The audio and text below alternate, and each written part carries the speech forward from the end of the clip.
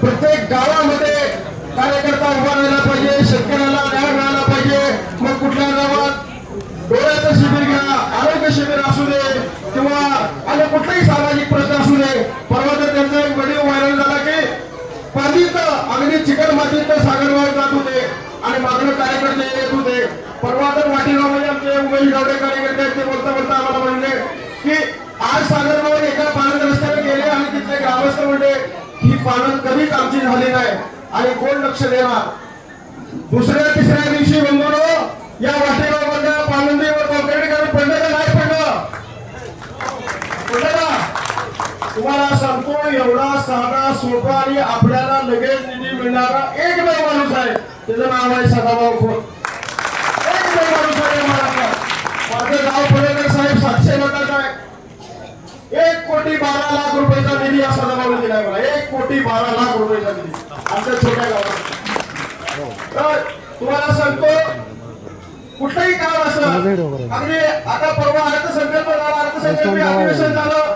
कोण बोललं या अधिवेशनामध्ये? मुंबईत अधिवेशन झालं. एक गोपीचंद पडळकर साहेब आणि सदाभाऊ खोत साहेब. शेतकऱ्यांचा सामाजिक असेल, आर्थिक असेल, औद्योगिक असेल, कुठल्याही प्रकारचा प्रश्न असला तर त्याला वाचा फोडायचं काम त्या दोन ठाण्यावाल्यांनी केले. आणि म्हणून हे दोन आमदार या ठिकाणी उपस्थित झाले.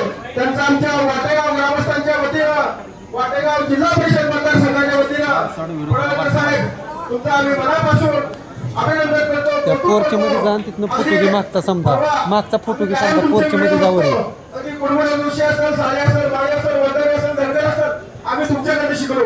थोड्या जाती म्हणजे कशा वाचायच्या किंवा कशा लक्षात ठेवायच्या ते पडळकर साहेबांना तुमच्याकडे शिकलो.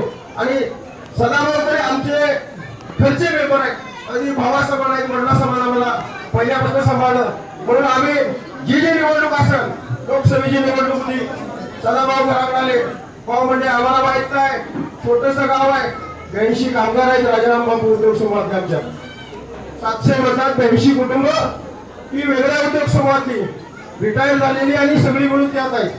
तरी सुद्धा भाऊनी सांगितलं आम्ही 73 मताचं लीड, ते सतीश देशमुखांना 73 मताचं लीड.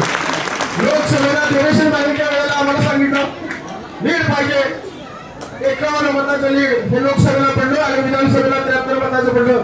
आता या जिल्हा परिषद मतदारसंघाच्या निवडणुका लागणार आहे. तुम्ही गोपीचंद पडळकर साहेब, तुम्ही या आमच्या भागामध्ये या मावळ तालुक्यामध्ये जरा लक्ष दिलं तर तुम्हाला सांगतो इथं सुद्धा महायुतीची सत्ता कुठल्याही परिस्थितीत येणार आहे. आणि या वाटेगाव मतदारसंघाने आज जाहीर करतो की कुठल्याही परिस्थितीत महायुती